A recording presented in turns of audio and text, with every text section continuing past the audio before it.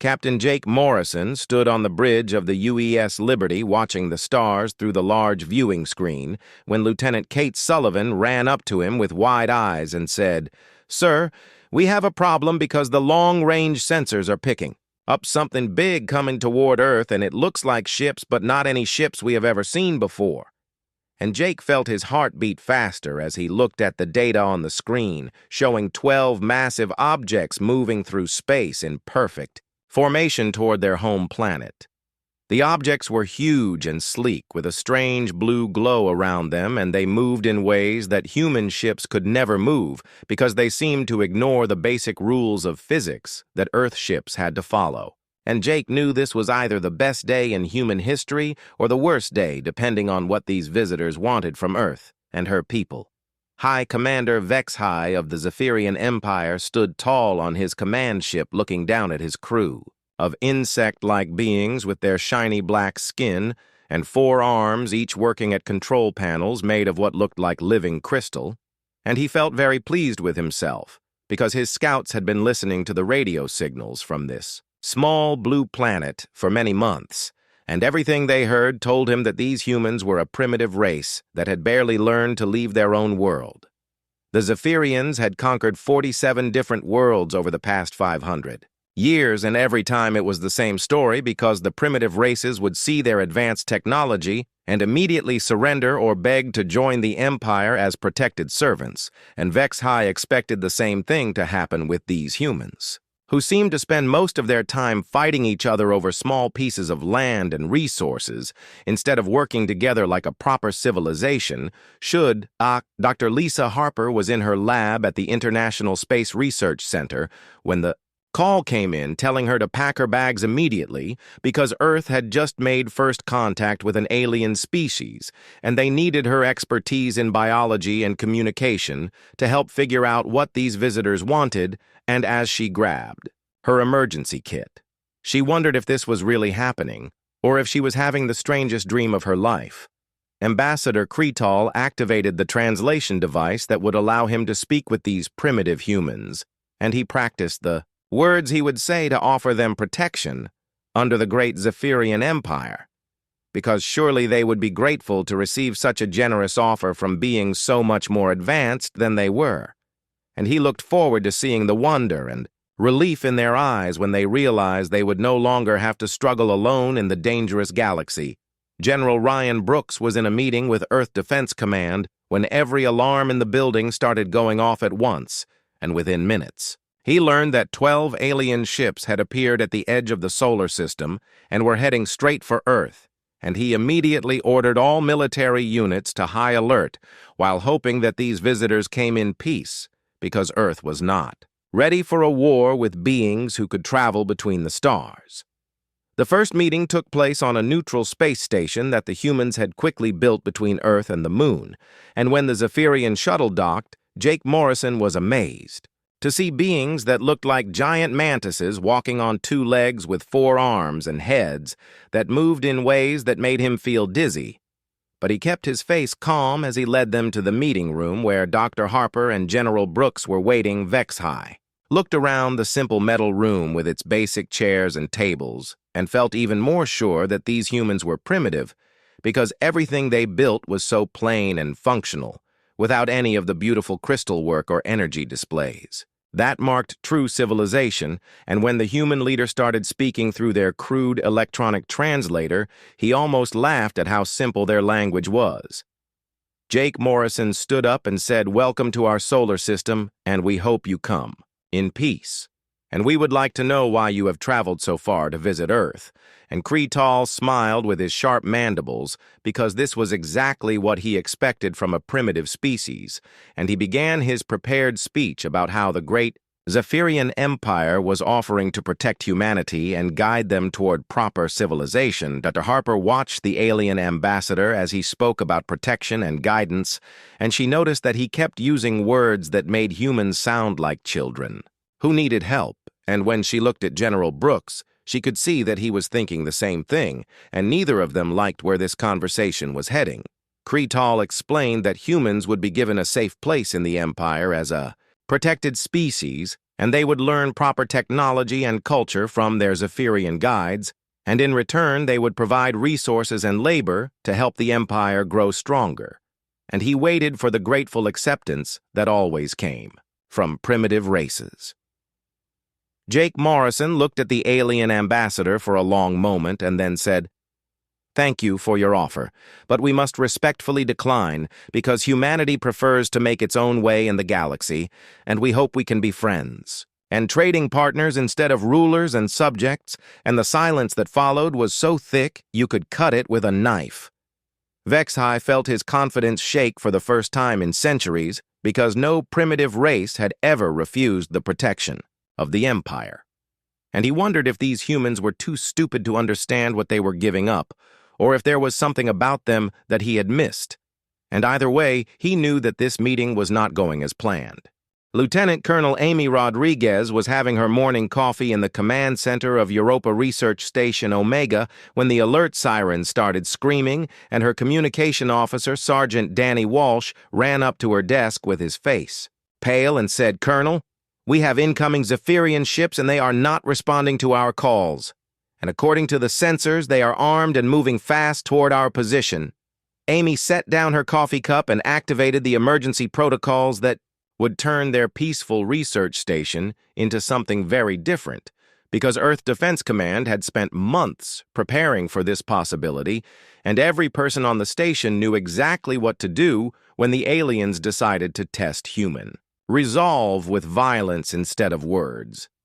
The Europa station was built inside a series of connected domes and tunnels that went deep into the ice of Jupiter's moon, and what looked like a simple research facility from the outside was actually a carefully designed fortress that could be defended by a small force against a much larger enemy.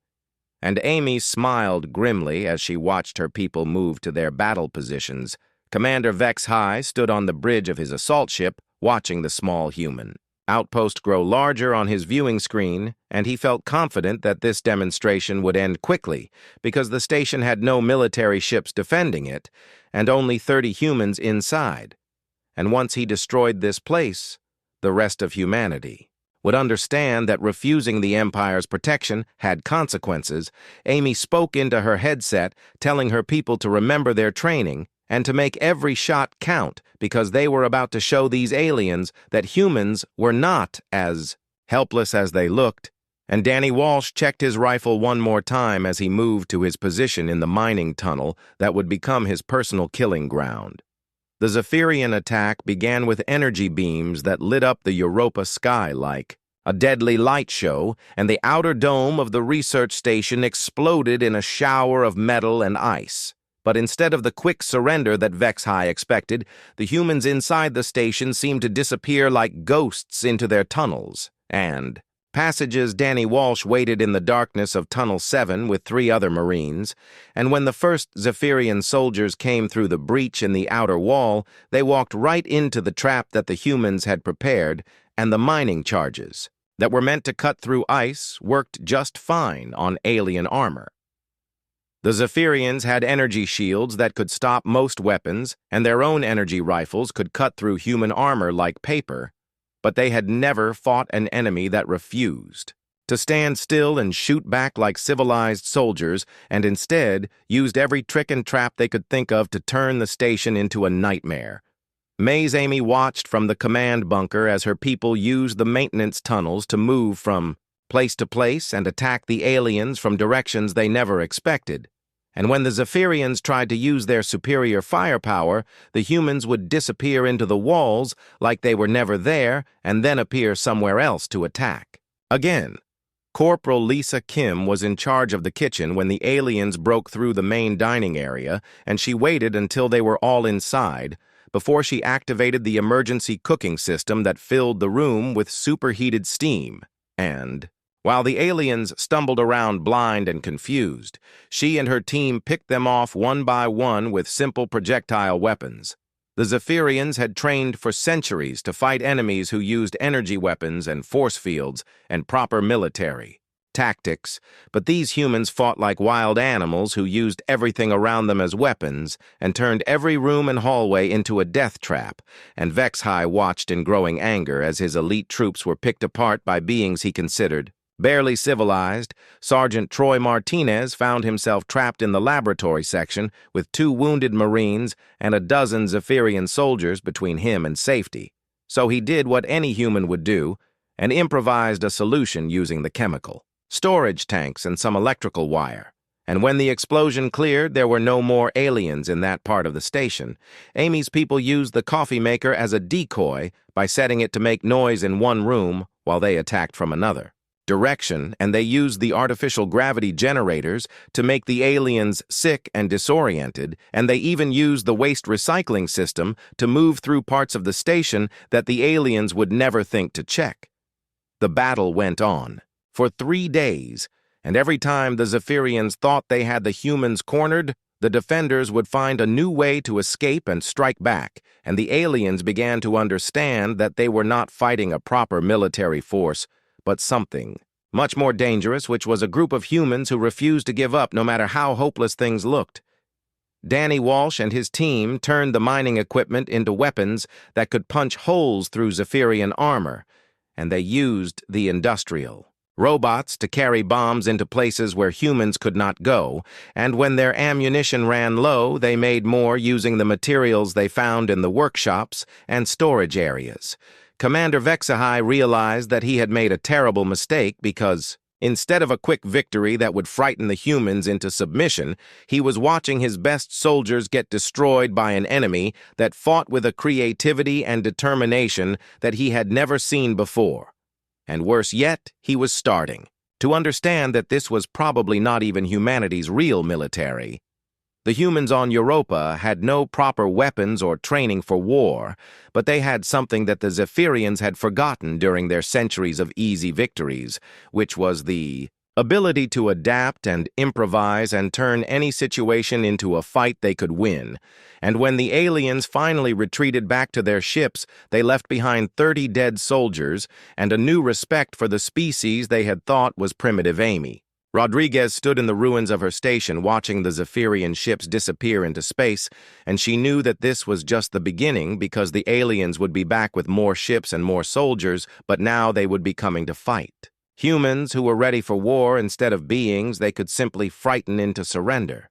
And she smiled as she picked up her coffee cup, which had somehow survived the entire battle without a scratch. High Commander Vexhai stood before the Zephyrian War Council, feeling the shame of defeat burning in his chest as the 12 members of the council stared at him with their cold, compound eyes, and War Prime Thexmore spoke in a voice like grinding metal, saying that the Empire had never been humiliated by a primitive species, and this insult could not be allowed to stand. The council chamber was filled with the blue glow of living crystal technology, and the air hummed with power as the greatest military minds of the Zephyrian Empire decided that humanity must be crushed completely and quickly before word of their resistance spread to other species who might get ideas about fighting back against the Empire's rule. Admiral Kate Sullivan stood in the command center of the Orbital Defense Station Sentinel, watching Earth turn slowly below her and thinking about the intelligence reports that showed a massive Zephyrian fleet gathering at the edge of the solar system, and she knew that this time the aliens were not coming to talk or make demonstrations, but to wage total war against humanity. The Morrison Doctrine had been developed by Earth's best military minds after studying every bit of data from the Europa battle, and it was based on one simple idea, which was that humans could not win a fair fight against superior alien technology, so they would have to make sure that no fight was ever fair. Captain Troy Bennett sat in the pilot seat of his converted cargo ship, looking at the dozen other civilian vessels that had been turned into warships, and knowing that his squadron looked like a joke compared to the sleek alien dreadnoughts, but appearances could be very deceiving, and he was looking forward to showing the Zephyrians exactly how deceiving they could be. War. Prime Thexmore commanded a fleet of 200 ships filled with the finest soldiers the Empire had ever produced, And as they entered the human solar system, he felt certain that this pathetic species would surrender as soon as they saw the overwhelming force arrayed against them, because no rational beings would fight a battle they could not possibly win. The first engagement happened near the asteroid belt when Troy Bennett's squadron appeared out of nowhere and attacked the Zephyrian vanguard using tactics that made no sense according to any military manual ever written, because the human ships separated and attacked from 12 different directions at once, while using the asteroids themselves as weapons and shields. Admiral Sullivan watched the battle on her screens and smiled as she saw the alien formation break apart in confusion because they had been trained to fight enemies who followed the same rules they did. But humans had thrown out the rulebook and written their own, and their rule was simple, which was that anything that worked was fair. The Zephyrian ships had better shields and weapons, but the human vessels were smaller and faster, and more importantly, they were crewed by beings who thought that ramming an enemy ship was a perfectly reasonable tactic if it meant taking out a target that could hurt their friends, and the aliens had never faced an enemy willing to sacrifice themselves for victory. Colonel Marcus Stone commanded the ground defenses of New York City, and when the alien dropships began landing in Central Park, he activated the urban warfare protocols that turned every building into a fortress and every street into a killing zone because humans had been fighting each other in cities for thousands of years, and they knew exactly how to make an urban environment deadly for invaders. The Zephyrians expected to face human soldiers in open battle where their superior weapons and armor would give them an easy victory. But instead, they found themselves fighting an entire population that treated every civilian building like a military target and used everything from construction equipment to kitchen knives as weapons against the invaders' war prime. Thexmore watched his progress reports with growing frustration because his forces were advancing but at a terrible cost, and the humans seemed to have an endless supply of tricks and traps and improvised weapons and worst of all, they never stayed in one place long enough for his soldiers to bring their superior firepower to bear. Troy Bennett's ship took a direct hit that should have destroyed it, but his crew used emergency patches and spare parts to keep fighting. And when his main weapons were knocked out, he rammed his damaged vessel into the side of a Zephyrian cruiser, and his crew fought their way through the alien ship using nothing but personal weapons and pure determination. The battle for Earth became a nightmare for the Zephyrian forces, because every victory cost them more than they could afford, and the humans kept adapting their tactics faster than the aliens could respond. And every time the invaders thought they understood how humans fought, the defenders would do something completely unexpected. Admiral Sullivan coordinated the defense from orbit, while Captain Jake Morrison led hit-and-run attacks against the alien supply lines, and Colonel Amy Rodriguez trained civilian volunteers to use captured alien weapons, and Dr. Lisa Harper worked day and night to find weaknesses in Zephyrian technology that human ingenuity could exploit. The aliens discovered that conquering Earth meant fighting not just the human military, but every person on the planet. Because children threw rocks at alien patrols, and old people gave wrong directions to lost soldiers, and even the family pets seemed to be part of an organized resistance movement. Marcus Stone's forces turned the New York subway system into an underground highway for moving troops and supplies, and they used the sewer system to plant explosives under alien positions, and when the Zephyrians tried to flood the tunnels, the humans just moved to different tunnels and kept fighting war prime. Thexmore realized that he was not fighting a war, but participating in a massive training exercise where the humans were learning how to kill Zephyrians more efficiently every day, and his soldiers were becoming more afraid and demoralized with each battle because they had never faced an enemy that seemed to get stronger the longer the fight went on. The turning point came when a group of human engineers led by Captain Lisa Kim captured an intact Zephyrian weapons platform and figured out how to turn it against its former owners, and suddenly the aliens found themselves being attacked by their own technology, operated by beings who understood that war was not a game with rules, but a test of who wanted to survive more. War Prime Thexmore sat in his command chamber studying hours of combat footage from the human battles and feeling something he had never experienced before, which was fear. Because these recordings showed him that the Zephyrian Empire had made a fundamental error in understanding what they were fighting, and the humans were not just primitive beings with crude weapons, but something far more dangerous. Staff Sergeant Christina Moore crouched in the ventilation shaft of the Zephyrian Command ship with her team of 5 special operations soldiers, and she knew that their mission was impossible according to every military manual ever written, but humans had stopped caring about what was supposed to be impossible the moment the aliens decided to invade their home. The plan was simple in concept, but insane in execution, because Christina and her people were going to infiltrate the most heavily defended ship in the alien fleet and plant a computer virus in the central processing core that would give Earth's forces access to the entire Zephyrian communication network, and if they got caught, they would all die horribly, but that was just another risk they were willing to take. Corporal Alex Kim carried the virus program in, a specially modified datapad that Dr. Lisa Harper had designed to interface with alien technology, and as he crawled through the narrow shaft behind Christina, he wondered if his grandmother back in California would be proud to know that her grandson was about to either save humanity or die trying. War Prime.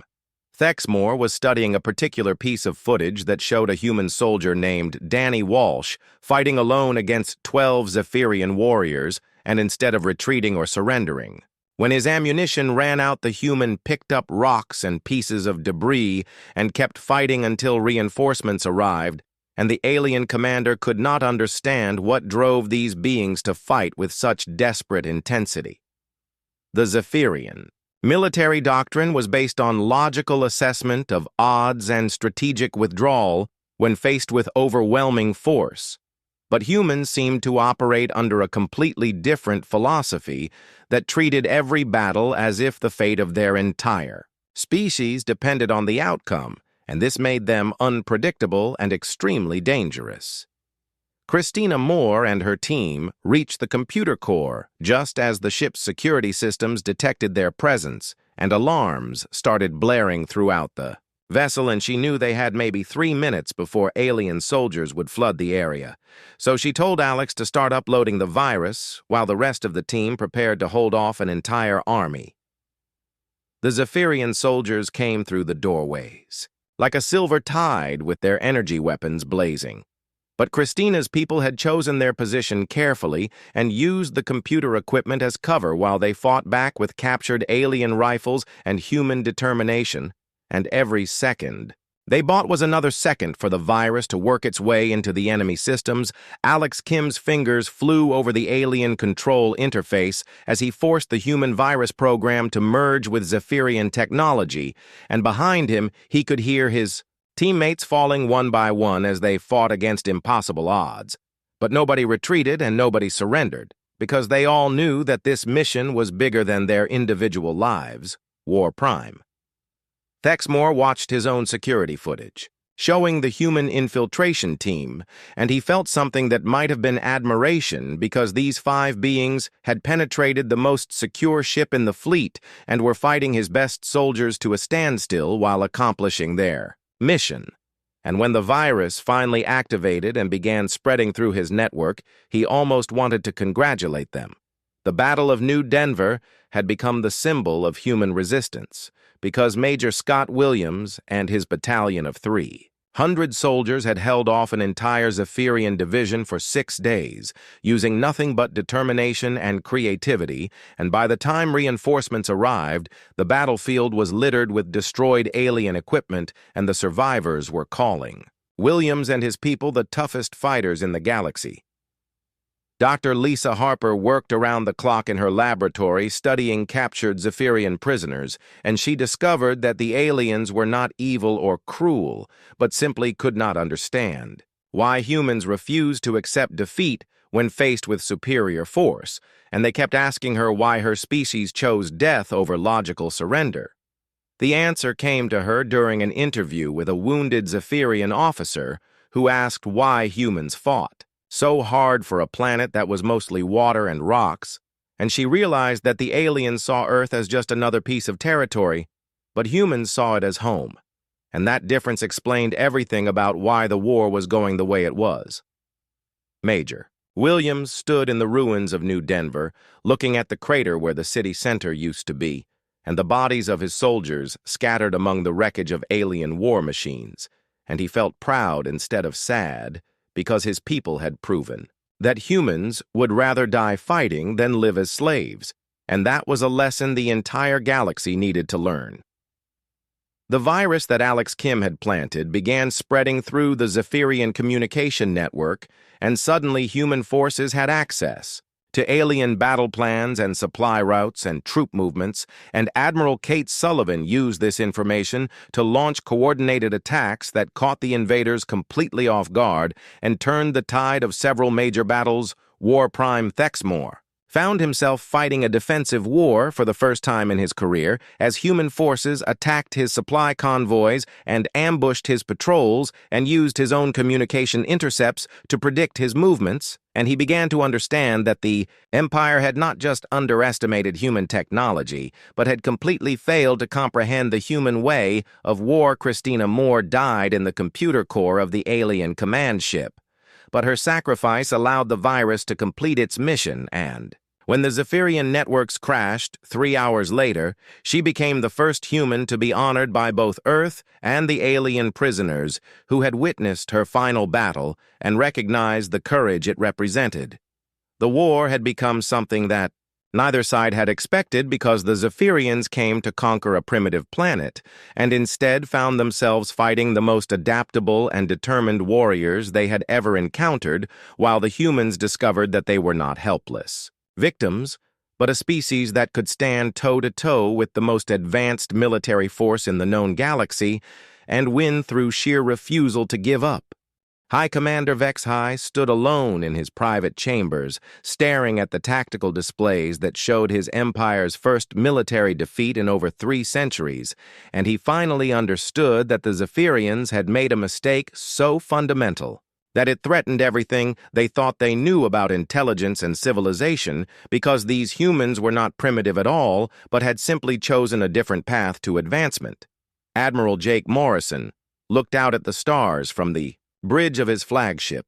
and felt the weight of command as he prepared to launch Operation Prometheus, which would take human forces beyond Earth's solar system for the first time and show the galaxy that humanity was no longer a species that could be easily conquered or intimidated by superior technology.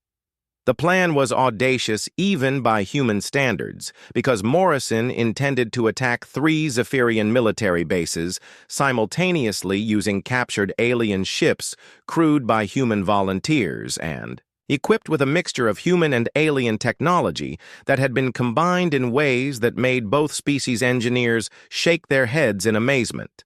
Captain Troy Bennett commanded one of the strike forces, and as he sat in the pilot seat of a modified Zephyrian cruiser, he marveled at how human intuition had improved the alien ship's performance by removing unnecessary decorative elements and adding backup systems that the original designers had never thought were needed. War Prime Thexmore received the reports of the human attacks with something approaching professional admiration, because Operation Prometheus demonstrated tactical coordination and strategic thinking that rivaled the best military minds in the Empire, and he was forced to admit that these beings he had once dismissed as primitive were actually masters of the art of war.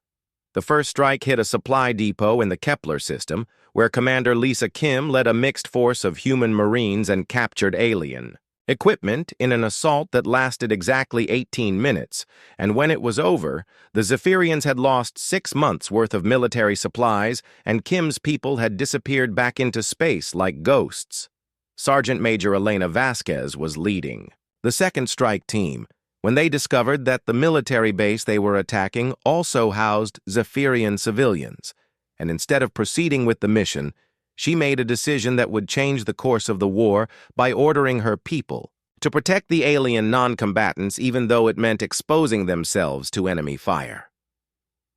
The Zephyrian soldiers at the base watched in amazement as the human attackers fought to save alien women and children from their own militaries scorched. Earth tactics, and when Vasquez was wounded while shielding a group of young Zephyrians from an explosion, the alien commander ordered his troops to stop firing and help with the rescue efforts. Ambassador Kretal had been studying human culture since the war began, and he was the first Zephyrian to understand that human savagery in battle was balanced by a moral code that protected the innocent and valued life even when it belonged to enemies.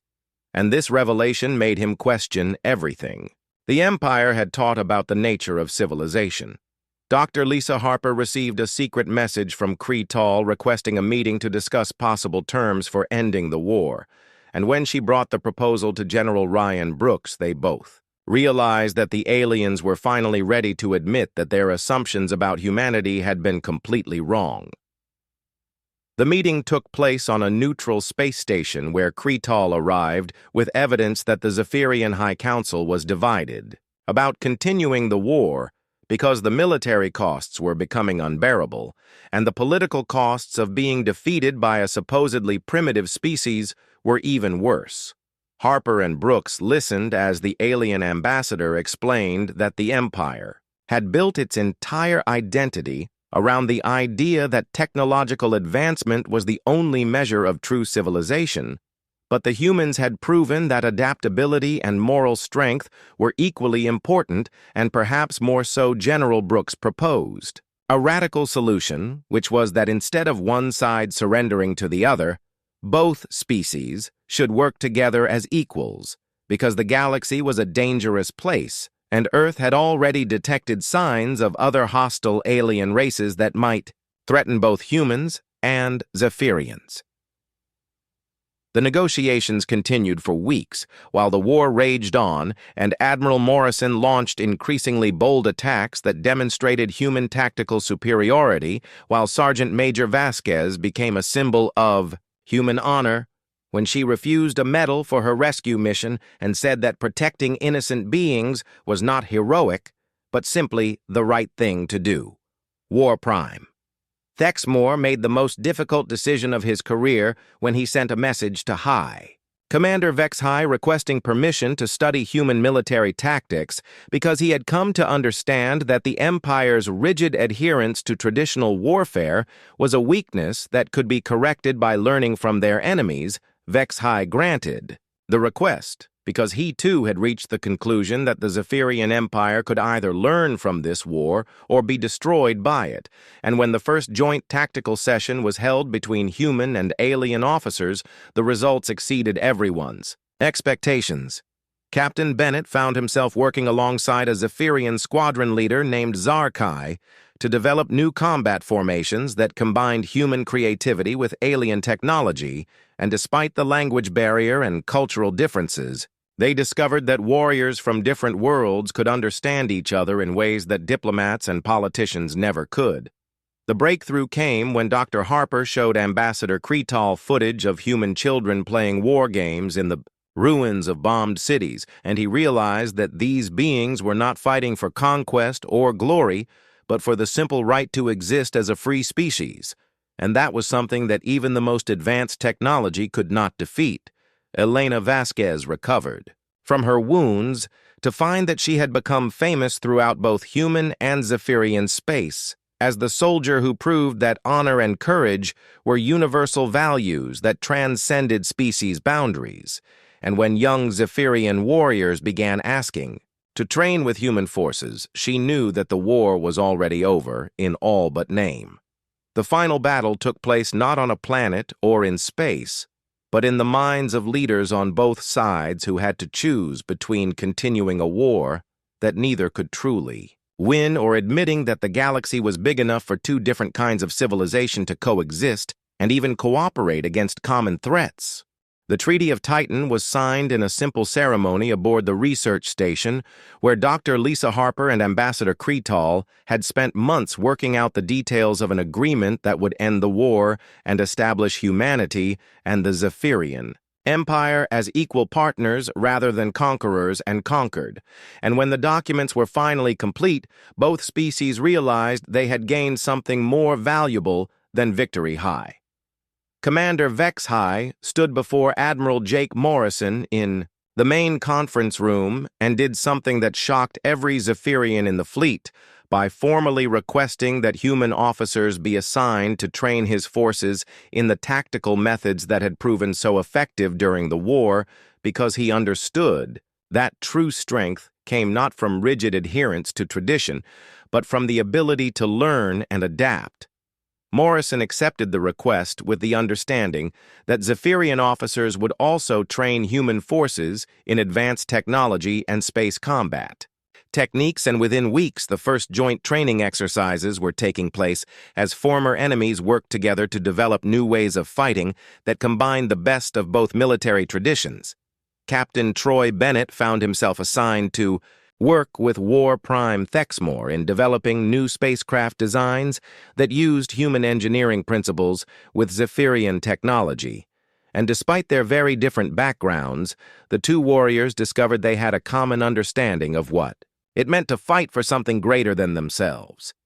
The real test of the new alliance came 6 months after the treaty was signed, when long-range sensors detected a massive fleet of unknown ships heading toward both human and Zephyrian space. And Admiral Morrison and High Commander Vex High realized that they would either stand together against this new threat or fall separately. The enemy was called the Hegemony, and they were everything that humans and Zephyrians were not, because they conquered worlds not to build an empire, but simply to destroy everything that was different from themselves, and their ships moved through space like a plague that consumed entire star systems and left nothing but empty darkness behind. Colonel Marcus Stone commanded the joint defense of New Terra Colony, where human families and Zephyrian settlers had been living together for the past few months, and when the hegemony attack began, he found himself working alongside Zarkai and a mixed force of soldiers from both species who fought together as if they had been allies for centuries. The battle was unlike anything either humans or Zephyrians had ever experienced, because the hegemony ships seemed to absorb energy weapons, and their soldiers moved like machines with no regard for their own lives, and the only thing that stopped them was the combined tactical brilliance of two species who had learned to trust each other. Sergeant Major Elena Vasquez led a rescue mission to evacuate civilians from the outer settlements, and her team included both human Marines and Zephyrian warriors who worked together to save lives without regard for which species the refugees belonged to. And when the evacuation was complete, she realized that the war had taught them all something important about what civilization really meant. Dr. Harper established the first interspecies medical center, where human doctors worked alongside Zephyrian healers to treat wounded soldiers from both armies. And she discovered that the two species' different approaches to medicine created treatments that were more effective than either could achieve alone. The tide of battle turned when Captain Bennett and War Prime Thexmore led a joint fighter squadron in a desperate attack against the hegemony flagship, using tactics that neither species could have developed alone, and their success proved that the alliance between humans and Zephyrians was not just a political agreement, but a genuine partnership. General Ryan Brooks stood in the command center watching human and alien officers work side by side as they coordinated the defense of 3 star systems simultaneously. And he remembered the early days of the war when these same beings had been trying to kill each other, and he marveled at how quickly former enemies could become trusted allies. The hegemony was eventually defeated, but not before both species learned that the galaxy was full of threats that neither could face alone, and the joint victory celebration on New Terra became the template for a new kind of civilization that valued diversity and cooperation over uniformity and domination. Ambassador Kretal established the Terran Zephyrian Cultural Exchange Program, where young beings from both species could learn about each other's history and traditions, and he was amazed to discover that human children adapted to alien technology just as quickly as Zephyrian youth learned human problem-solving techniques. Admiral Morrison and High Commander Vex High founded the Joint Military Academy, where officers from both species trained together in tactics that combined human adaptability with Zephyrian precision, and the first graduating class included beings who could think like humans and fight like Zephyrians, or vice versa, depending on what the situation required. The final scene of the Great Conflict took place 2 years later on the colony world of Haven, where human and Zephyrian families lived together in communities that had been built using the best technology and ideas from both civilizations, and children from both species played together in parks that their parents had defended. Side by side, Elena Vasquez watched her daughter playing with a young Zephyrian named Clixtai, and she remembered the day when she had risked her life to save alien civilians and realized that the war had not been about conquest or territory, but about learning that intelligence and honor could take many different forms, and that the strongest civilizations were those that embraced diversity rather than fearing it. War Prime Thexmore and Admiral Morrison stood together on the observation deck of the orbital defense platform, watching ships from both fleets patrol the system boundaries, and they knew that somewhere out in the dark spaces between the stars there were other threats waiting, but they also knew that humanity and the Zephyrian Empire would face those challenges together as partners who had learned that the best warriors were those who fought not for glory, but for the right of all beings to live free and proud among the stars.